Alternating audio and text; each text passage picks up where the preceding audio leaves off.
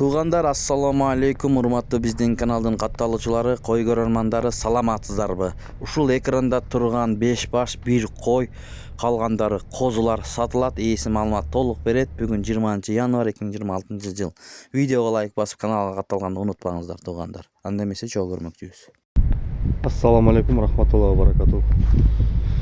Bir koy 4 koz satılат. 5 baş.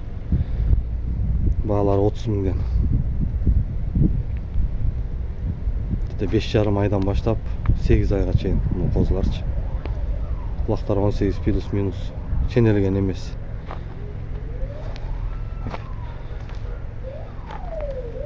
Koy kısır.